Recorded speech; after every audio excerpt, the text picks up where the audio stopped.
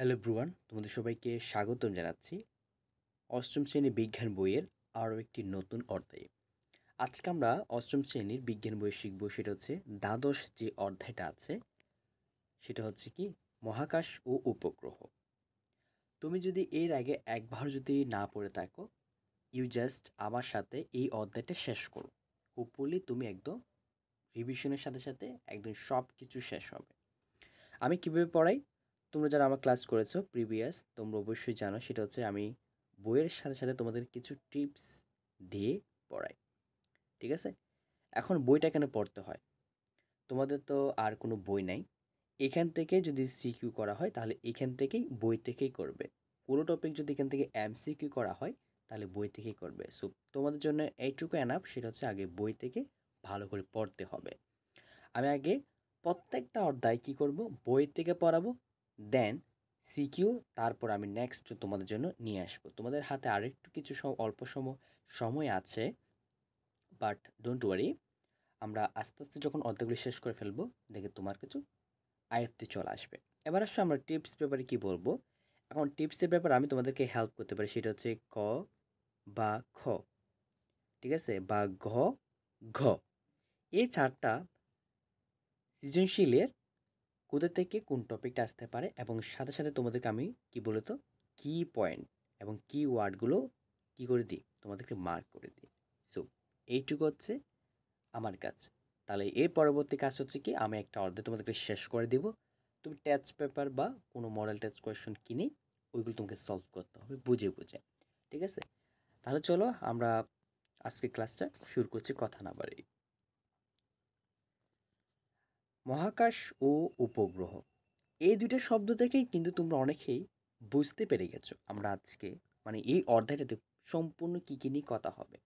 অর্থাৎ সৌরজগৎ নিয়ে কথা হবে, এবং সৌরজগতে থাকা যে গ্রহগুলো আছে এবং গ্রহের যে উপগ্রহ আছে আমরা সেগুলো নিয়েও কথা বলবো। ঠিক আছে? আমরা যারা হচ্ছে নিউক্লিয়াসের মডেল সম্পর্কে আমরা পড়েছি, নিউক্লিয়াসের না, আমরা বোর মডেল বলো, রাদারফোর্ড পরমাণু মডেল বলো, তাদের আমরা যেগুলো পড়েছি অবশ্যই যেগুলো বোঝার কথা। ঠিক আছে? দিনের বেলা আকাশের দিকে তাকালে আমরা সূর্যকে দেখতে পাই। কিসের বেলা? দিনের বেলা। হতে পারে তোমাদেরকে এটা এমসিকিউ দিতে পারে যে দিনের বেলা আমরা আকাশের দিকে তাকালে কি দেখতে পাই? তারা, সূর্য, চাঁদ, নাকি মঙ্গল গ্রহ? অবভিয়াসলি তোমাকে এমসিকিউতে সূর্যকেই দিতে হবে, যদি প্রশ্ন একটু সহজ করে আর কি। তারপর কি বলছে? রাতের মেঘযুক্ত আকাশ আমাদের বিস্মিত করে।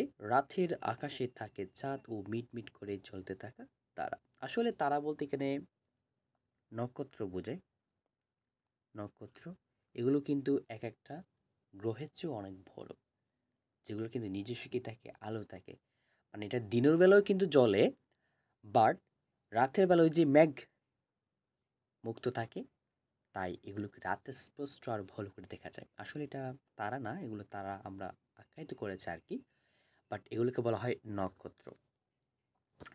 এদের সৌন্দর্য আমাদের মুগ্ধ করে। আমাদের মাথার উপর রয়েছে অনন্ত আকাশ। আকাশ তো একটা সীমাবদ্ধ, তাই না? পৃথিবী যতটুকু, আকাশ তো ততটুকু। অনন্ত লেখাটা আসলে যুক্তিযুক্ত হয়েছে কিনা।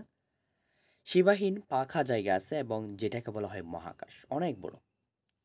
গ্যালাক্সিটা অনেক বড়, অনেক হিউজ বড় এটা, যার কোনো শেষ নাই। বিজ্ঞানীরা এমন ধারণা করেছে, ঠিক আছে, বিজ্ঞানীরা এমন ধারণা করেছে। এখন আমি যদি দেখাই, এখন মনে করো এই যেটা পুরোটা এরিয়া, ঠিক আছে, এইখানে এই পুরোটা এরিয়ার মধ্যে ধরো সূর্যও আছে, ঠিক আছে, তারপর হচ্ছে পৃথিবীও আছে, শুক্র গ্রহ আছে, শনি গ্রহ আছে, বুধ গ্রহ, সব মানে এখানে পুরো 8টি গ্রহ এখানে আছে সূর্যকে কেন্দ্র করে। তার মানে কি শুধু গ্যালাক্সি এতটুকুই এরিয়া? বলো, শুধু এতটুকু কি এরিয়া? না। এই জন্য এখানে বলেছে সীমাহীন বা ফাঁকা জায়গা মহাকাশ। মহাকাশ অনেক বিস্তৃত। হতে পারে এখানে আরও একটা, এই যে সৌরজগৎ রয়েছে, আরও অনেক দূরে আরও অসংখ্য রয়েছে, কিন্তু এগুলো আমাদের জ্ঞানের বাইরে। মানে এখনও পর্যন্ত ওই অতটুকুতে যাওয়ার এখন আমাদের পসিবিলিটি এখনো হয়নি। মানে এগুলোকে আবিষ্কার করা এখনো হয়েছে, বাট বিজ্ঞানীরা আস্তে আস্তে আবিষ্কার করছে। তোমাদের মধ্যে যদি কেউ বিজ্ঞানী হতে চাও অবশ্যই কমেন্ট করে জানাবা, ঠিক আছে? তুমি এগুলো নিয়ে রিসার্চ করবা। ওকে, সূর্য, চাঁদ, গ্রহ, তারা, মহাকাশ, ছায়াপথ, গ্যালাক্সি ইত্যাদি দেখা না দেখা সব কিছুকে নিয়ে আমাদের কি বলতো মহাবিশ্ব, অর্থাৎ মহাবিশ্বের সকল কিছুকেই বলা হয় নবমণ্ডলীয় বস্তু। এখন এটা এটা কিন্তু আসতে পারে, এটা আসতে পারে বলে এটা কিওয়ার্ড তুমি হিসেবে রাখতে পারো, কিওয়ার্ড হিসেবে রাখতে পারো, ঠিক আছে? এটা কিওয়ার্ড হিসেবে রাখতে পারো। তা আমাদের এই অধ্যায়টা শেষ, আমরা অপর অধ্যায়ে চলে যাই। এখন আমরা প্রথম যে অধ্যায়টা পড়বো, মানে প্রথম যে টপিকটা পড়বো সেটা হচ্ছে কি বলতো, কালারটা চেঞ্জ করে দিই, সেটা হবে মহাকাশ বা স্পেস। আমরা আকাশের দিকে তাকালে দূর দূরান্তে অনেক বস্তু দেখতে পাই। দিনের আকাশে সূর্য, রাতের আকাশে গ্রহ, উপগ্রহ, নক্ষত্র ইত্যাদি আমাদের চোখে পড়ে।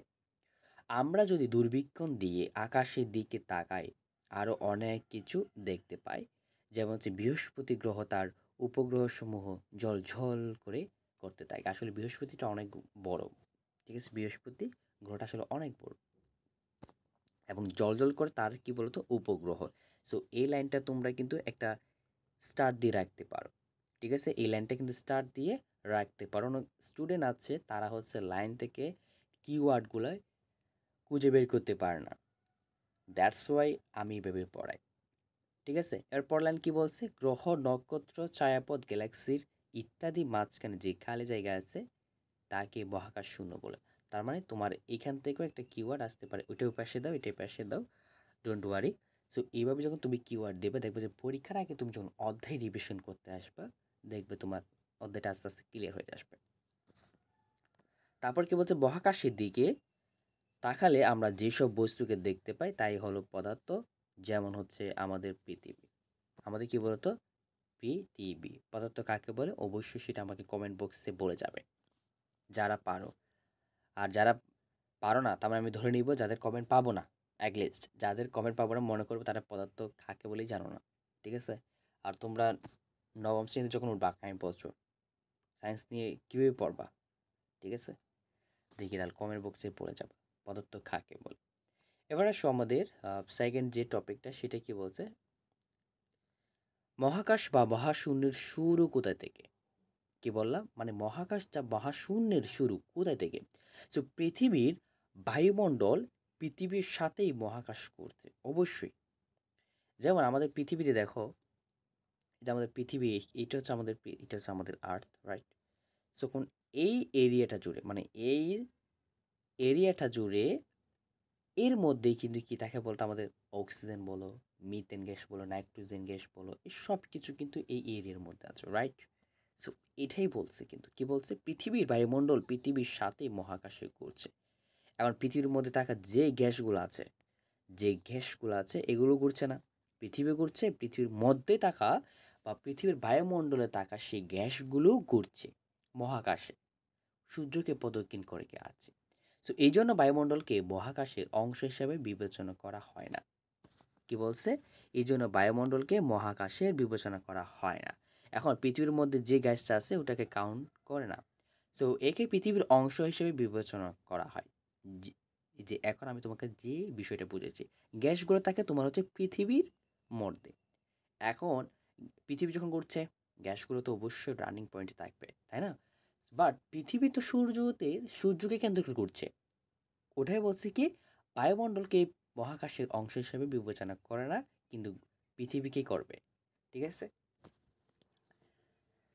তো তাহলে কোথা থেকে বায়ুমণ্ডলের শেষ এবং মহাকাশের শুরু। অধিকাংশ বায়ুমণ্ডল পৃথিবীর বেশ কাছাকাছি।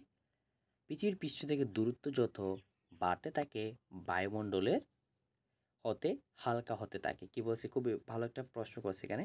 তো এটা কিওয়ার্ড দিয়ে রাখতে পারো যে পৃথিবীর পৃষ্ঠ থেকে দূরত্ব যত বাড়তে থাকে বায়ুমণ্ডল তত হালকা হতে থাকে। তার মানে পৃথিবী থেকে তুমি যখন যত দূরে যাবা বায়ুমণ্ডল তত কী হবে, হালকা হবে। তো যেমনটা দেখো 160 কিলোমিটারের পর বায়ুমণ্ডল থাকে না। তার মানে পৃথিবী থেকে তুমি 160 কিলোমিটার দূরে গেলে আমি এখানে কী পাবো না বলতো, বায়ুমণ্ডল বা বায়ুর কোনো অস্তিত্ব পাবো না, বা কোনো একটা বায়ুর আমি অস্তিত্ব পারবো, বাট অন্য আমি আরেকটা গ্রহে পাবো, ঠিক আছে? অন্য আরেকটি গ্রহ পাবো, বাট পৃথিবী থেকে একটা ডিসটেন্স থাকে। একটা গ্রহ থেকে কিন্তু ডিসটেন্স থাকে। ধরো এখানে পৃথিবী আছে, সো মঙ্গল গ্রহ হচ্ছে, এটা যে ডিসটেন্স না, সো ডিসটেন্সের মধ্যে পৃথিবী থেকে ১৬০ কিলোমিটার ১৬০ কিলোমিটার মধ্যে যদি থাকে তাহলে আমরা বায়ুর অস্তিত্ব পাবো। আর ১৬০ কিলোমিটার বাইরে গেলে আমরা অস্তিত্ব পাবো না। এটাই বলতে চাচ্ছে এটা।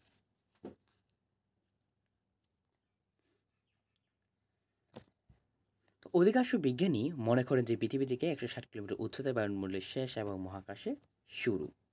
খুব সুন্দর একটা প্রশ্ন করেছে, যারা প্রশ্নটা বোঝে নাই। বলছে এখানে মহাশূন্যের শুরু কোথায়? তার মানে বলছে পৃথিবী থেকে হচ্ছে ৬০ কিলোমিটার যদি ধরো উচ্চতা, এখানে বায়ুমণ্ডল এখানে শেষ হয়ে গেছে, মানে এতটুকুই বায়ু। এরপর হচ্ছে মহাকাশের শুরু, অর্থাৎ স্পেসের শুরু হয়েছে। আসলে কি সত্য? আচ্ছা, তাহলে আমরা আরো আরো কিছু পড়ার চেষ্টা করি। কি বলছে যে, ওয়েট, ইয়েস, মহাকাশ কত দূর পর্যন্ত বিস্তৃত? মহাকাশ কতটুকু পর্যন্ত বিস্তৃত? ক নাম্বারে আসার পসিবিলিটি থাকে। মহাকাশে কি কোনো সীমা আছে? একসময় মানুষ ভাবত মহাকাশের সীমা আছে। তারা ভাবত যে যতদূর পর্যন্ত সবচেয়ে দূরে বস্তুটি তারা দেখতে পায় সেই পর্যন্ত মহাকাশ আসলে বিস্তৃত। এবং মহাকাশ বক্রাকৃতি, বক্রাকৃতি এরকম আর কি, বক্রাকৃতি মানে এতটুকুই। আমি যে এই পয়েন্টে থাকি তাহলে এটাই হচ্ছে কি মহাকাশের শেষ প্রান্ত। বাট আমি তো শুরুতেই বলছি যে সূর্যকে পর্যবেক্ষণ করে যে ৮টি গ্রহ ঘুরছে, তার মানে মহাকাশের এই এতটুকুই অবস্থান না, আরও অনেক আছে। বাট এখন হচ্ছে বিজ্ঞান ওই আরও যে আছে এতটুকু স্পেসে এখনও প্রযুক্তি নিয়ে যেতে পারেনি। হয়তো আরও যেতে পারবে, বাট ততদিন পর্যন্ত আমরা তো বেঁচে থাকবো না। আরও যাবে হয়তো, বাট আমরা ততদিন পর্যন্ত বেঁচে থাকবো না। বাট ওই কল্পনাটাকে আমরা এখন বিশ্বাস করতেছি না আর কি, মানে আছে, বাট ওটা তো প্রমাণ করতে হবে, তাই না? প্রমাণ না করলে তো বিজ্ঞান তো বিশ্বাস করবে না। প্রমাণ ছাড়া বিজ্ঞান তো বিশ্বাস করে না।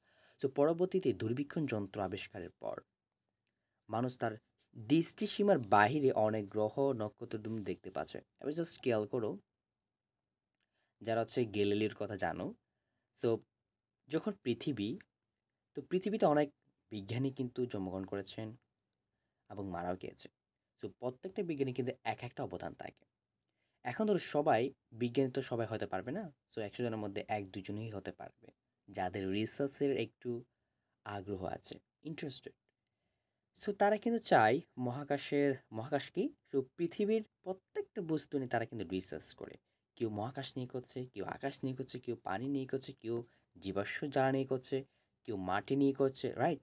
সো কেউ যন্ত্র কৌশল নিয়ে আবিষ্কার করছে বা সেটার উপর রিসার্চ করছে। সো একটা কেউ আবার পরমাণুর উপর রিসার্চ করছে, রাইট? সো এরকম করতে করতে দেখা যায় একের পর এক যুগ চলে যাচ্ছে, একের পর এক যুগ চলে যাচ্ছে। তখন বিভিন্ন বিজ্ঞানী কিন্তু মহাকাশের দিকে তাকাচ্ছে। কিসের দিকে তাকাচ্ছে? মহাকাশের দিকে তাকাচ্ছে। না আসলেই তো অনেক বিস্তৃত। সকালে সকালে মেঘ, হ্যাঁ? সকালে সাদা, সাদা মেঘ, রাতের দিকে কালো, কালো মেঘ। তাও আবার অনেক দূর, দূর থেকে ঝিকিমিকি আলো জ্বলছে। আসলে এগুলা কি? তখন দেখা যায় এই যে এই যন্ত্রটা আবিষ্কৃত হয় কোনটা? দূরবীক্ষণ যন্ত্র। যুগের পর কিন্তু দূরবীক্ষণ যন্ত্রটা আবিষ্কৃত করা হয়। তখন ওই যে এই বস্তুটা বা এই যন্ত্রটা আবিষ্কার করার পর কিন্তু তাদের সীমাটা দেখো। ১ম এ কিন্তু তাদের দৃষ্টি ছিল পৃথিবীর মধ্যে। তাদের সীমাটা আরো অনেক বাইরে চলে গেছে।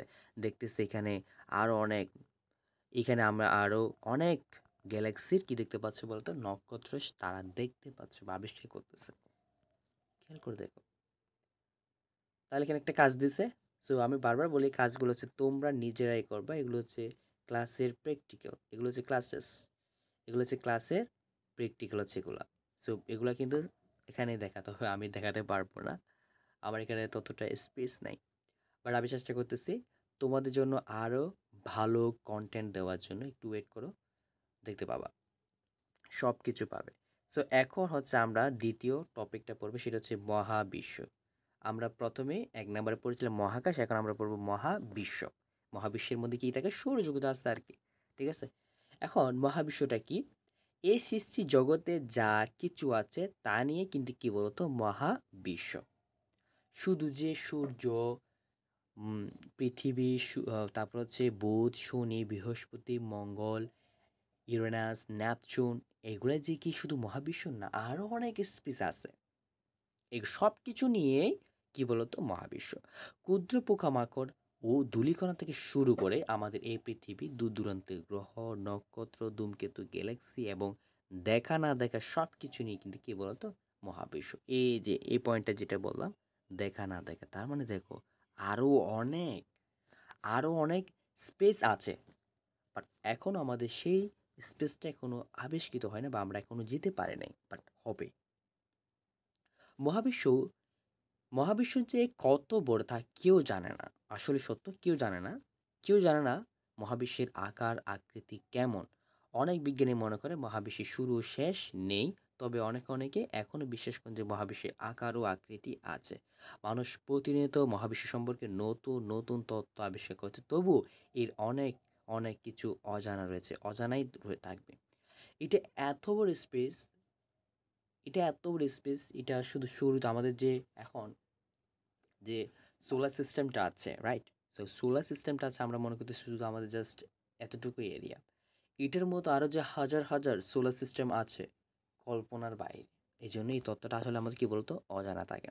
সো অনেক কিছু অজানা থাকলেও বিজ্ঞানীরা এটা জানতে পেরেছে যে মহাবিশ্বের কোনো অংশে বস্তু বা পদার্থের উপস্থিতিতে অন্য অংশের চেয়েও বেশি। ঠিক আছে, কি বলতো? অন্য অংশের চেয়ে বেশি। তো যেসব অংশে পদার্থ বা বস্তু বেশি জড়ো বা ঘনীভূত হয়েছে তাদেরকে বলা হয় গ্যালাক্সি বা নক্ষত্র জগৎ। গ্যালাক্সি হলো গ্রহ ও নক্ষত্রের এক বৃহৎ দল। তাহলে গ্যালাক্সি কি বলতো? গ্যালাক্সি হলো গ্রহ নক্ষত্রের এক বৃহৎ দল। এইটাকে তোমরা কিওয়ার্ড দিয়ে রাখো। তারপরে দেখি আমাদের বাষ্পময় পৃথিবী যে গ্যালাক্সিতে অবস্থিত তার নাম ছায়াপথ বা মিল্কি ওয়ে। তার নাম কি বলতো? Milky way. তো এটাকেও কিওয়ার্ড দিয়ে রাখো। সো এরকম কোটি গ্যালাক্সি, আমি তো হাজার বলেছিলাম, এরকম কোটি গ্যালাক্সি রয়েছে মহাবিশ্বে, যেখানে রয়েছে কোটি নক্ষত্র। যেখানে কি রয়েছে কোটি নক্ষত্র। সো গ্যালাক্সিগুলো মহাকাশে ঘুরে বেড়ায়। গ্যালাক্সিগুলো কোথায়? মহাকাশে ঘুরে বেড়ায়। আমরা প্রথম যে পার্টটা পড়েছি মহাকাশ, বায়ুমণ্ডলের যে অস্তিত্বের কথা। মহাকাশ মানে বায়ুমণ্ডলের অস্তিত্ব, এই কিওয়ার্ডটা মাথায় রাখবা। সো মহাকাশের কথা বললে ওই বায়ুমণ্ডলের কিওয়ার্ডটা মাথায় রাখবা। সো মহাবিশ্ব বললে গ্যালাক্সি, নক্ষত্র, ঠিক আছে, ছায়াপথ, সূর্য, নক্ষত্র যা আছে সব কিছুই ওইখানে ঘুরে রাখবে, ঠিক আছে? সো গ্যালাক্সির নক্ষত্রগুলিকে যত কাছাকাছি মনে হয় আসলে তা নয়।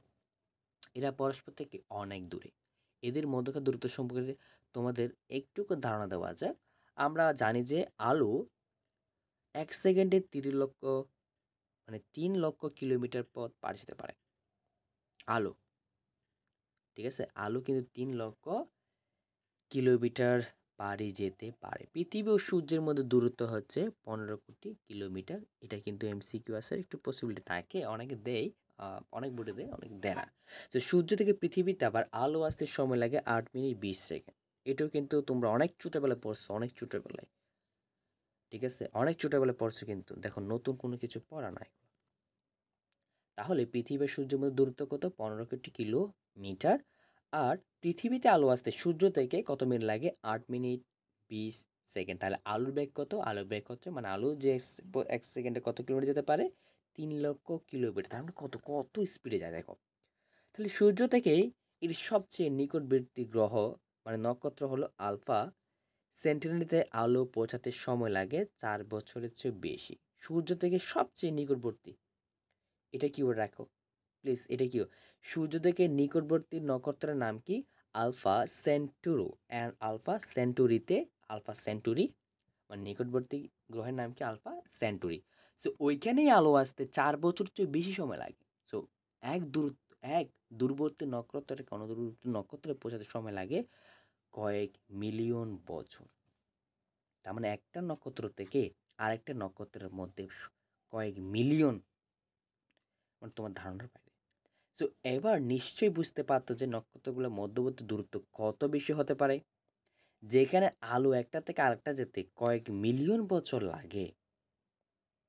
এখানে নক্ষত্রের কথা বলছে প্লিজ, সূর্য থেকে গ্রহের কথা বলা নাই। তার মানে সূর্য একটা নক্ষত্র, তেমনি সূর্যের মধ্যে যদি আর একটা কোনো নক্ষত্র থেকে থাকে তার নাম হচ্ছে আলফা সেন্টুরিও, তাতে আলো পৌঁছাতে 4 বছর চেয়ে বেশি লাগে। ঠিক আছে, এরকম নাকি? আচ্ছা ঠিক আছে, এটা ছোট হয়ে গেছে। তারপর দেখি আমরা সৌরজগৎ, মিল্কি ওয়ে বা আকাশগঙ্গা, এখানে আরেকটা নাম দিয়েছে আবার ছায়াপথকে বাদ দিয়ে, নামক গ্যালাক্সির অন্তর্গত। পৃথিবী থেকে নক্ষত্রগুলোকে মিটমিট করে জ্বলতে দেখা যায়। নক্ষত্রগুলো প্রত্যেকেই এক একটা জ্বলন্ত গ্যাসীয় পিণ্ড। কি পিণ্ড বলতে? গ্যাসীয় পিণ্ড। বলে দিলে সবে আলো ও উত্তাপ আছে। মহাবিশ্বের নক্ষত্রগুলিকে আমরা আলোর তীব্রতা অনুসারে লাল, নীল, হলুদ, এখানে তোমাদেরকে অপশন দিতে পারে, তখন দেখবা যে কমলা, বেগুনি, ঠিক আছে, এগুলো দিয়ে তোমাদেরকে পেঁচাবে, সো মাথায় রাখবা।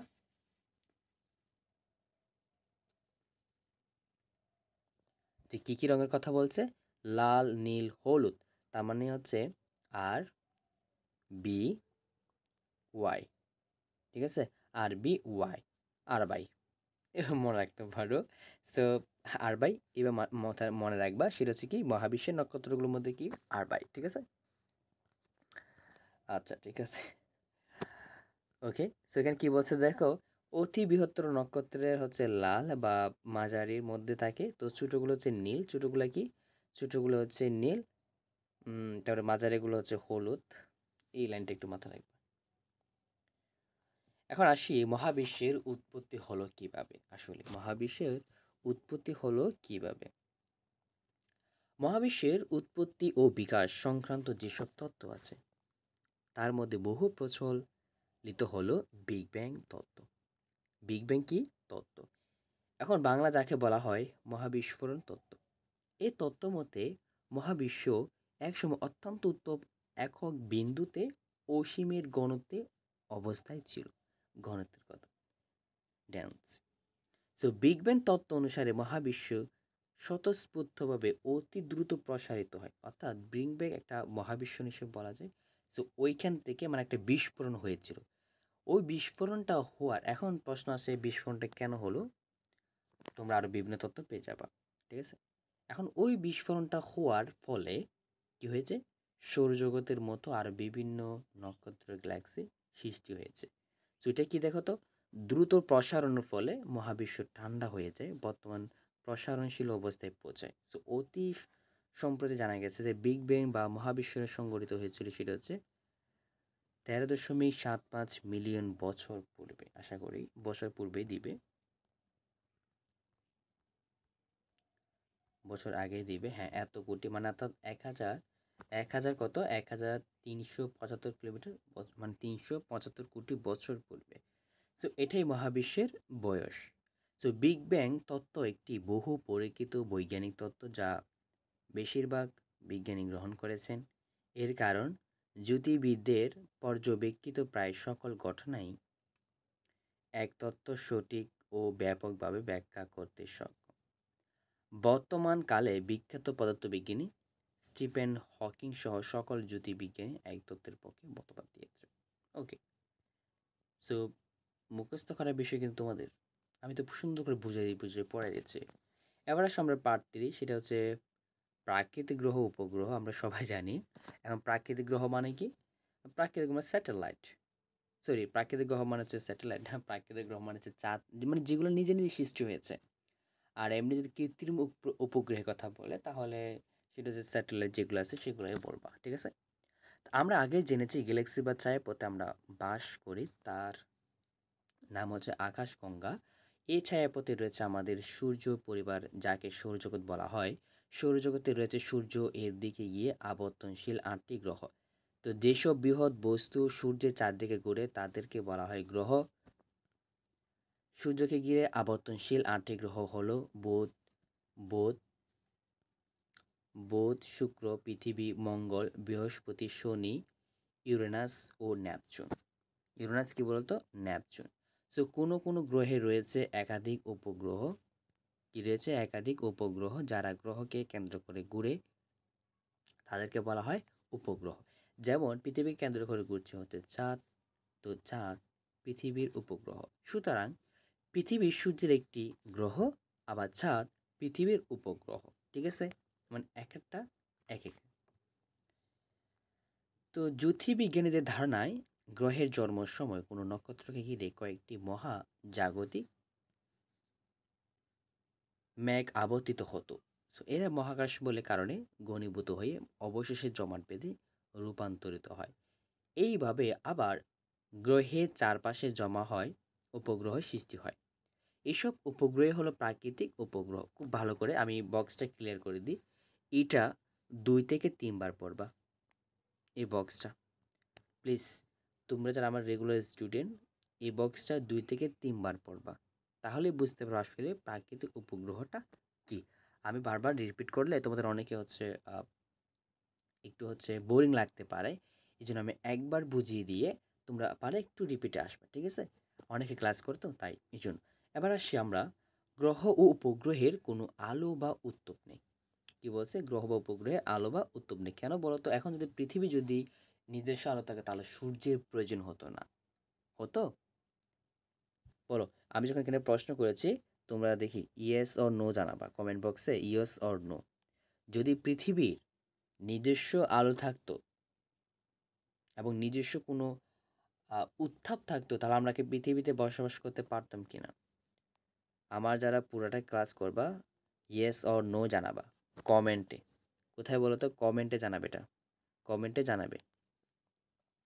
এবার আসো যে কি বলছে, এদের উপর সূর্যের যে আলো পড়ে তা প্রতিফলিত হয়। পৃথিবীর একটি উপগ্রহ কয়টি? পৃথিবীর একটি, মঙ্গল গ্রহে 2টি, বৃহস্পতির 67টি, শনির 62টি, ইউরেনাসাসের 27টি, নেপচুনের 14টি প্রাকৃতিক উপগ্রহ রয়েছে।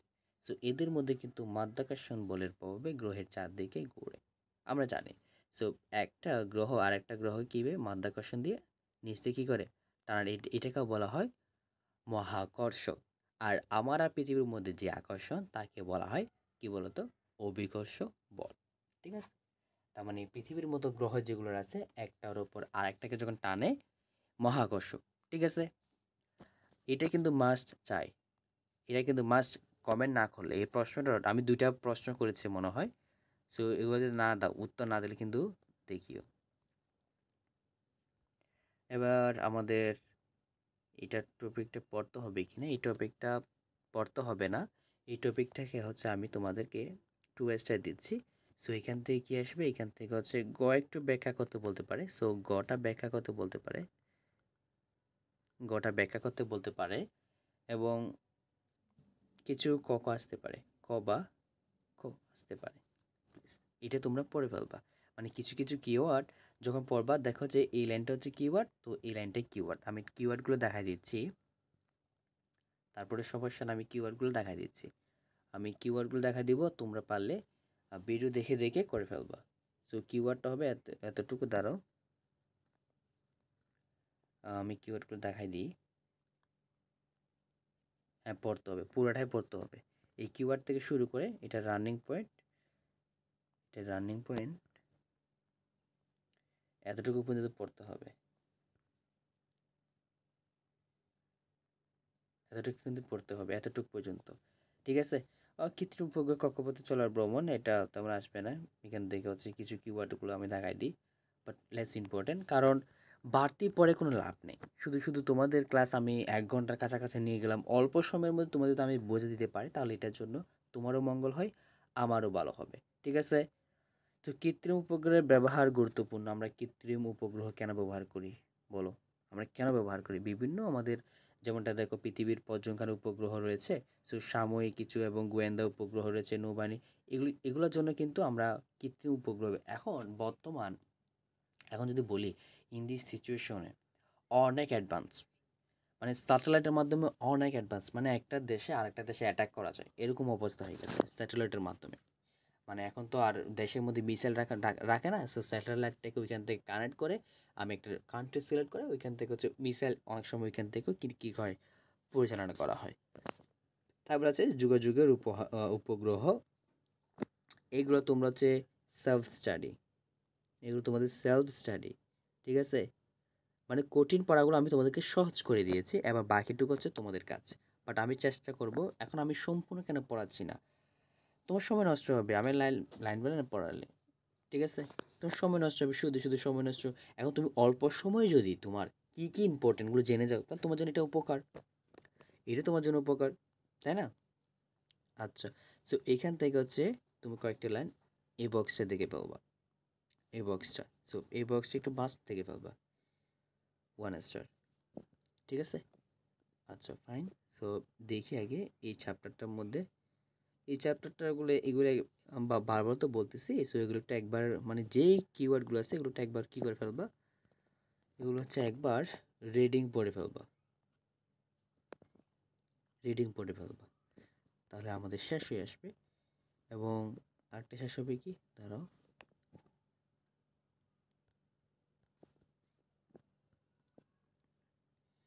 এই বক্সটা পড়ে ফেলতে হবে।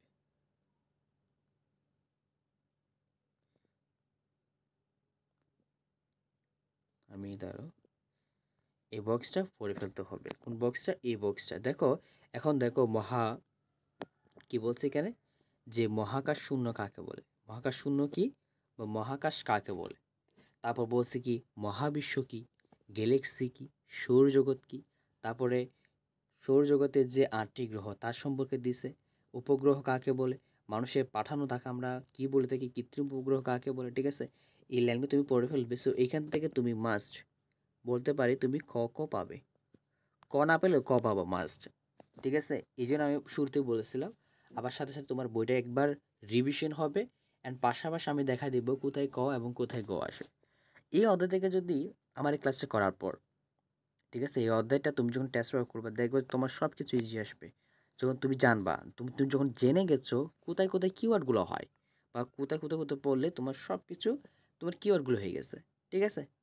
ওকে, তাহলে শেষ, আমাদের এই অধ্যায়টাও শেষ হয়ে গেছে, অল্প সময়ের মধ্যে আমরা শেষ করে দিয়েছি। সো সবাই ভালো থাকবা, সুস্থ থাকবা। যারা আমার এই ক্লাসটা করে একটু উপকৃত হবে অবশ্যই বলে যাবা, বা কারা কারা কে কোথা থেকে ক্লাসগুলো দেখছো অবশ্যই কমেন্টে বলে যাবা। সো আমিও তখন বুঝতে পারবো। সো এই ভিডিওগুলো তোমার যদি ভালো লেগে থাকে বা ক্লাসগুলো যদি করে তুমি একটু করে যদি উপকৃত হয়ে থাকো, তো অবশ্যই ক্লাসগুলো তোমাদের ফ্রেন্ডদের মাঝে আরও ছড়িয়ে দেবা। আমি তোমাদের জন্য ফ্রিতে ক্লাস দিচ্ছি যাতে তোমরা উপকৃত হও, তোমাদের ভালো হয়, ঠিক আছে? সো এই জন্য তোমরা কী করবা, ভিডিওগুলো একটু শেয়ার দিবা তোমাদের বন্ধুদের মাঝে, যারা হচ্ছে বিনা পয়সায় আহ, পড়তে পারতেছে না বা টাকার জন্য পড়তে পারতেছে না, তারাও যাতে ফ্রিতেই ক্লাসগুলো একটু করে ফেলায়, ঠিক আছে? ওকে, সো ভালো লাগলে ক্লাসটা, সো চ্যানেলটা তোমরা সাবস্ক্রাইব করে রাখতে পারবা, ঠিক আছে? দেখা হবে আরেকটি ক্লাসে।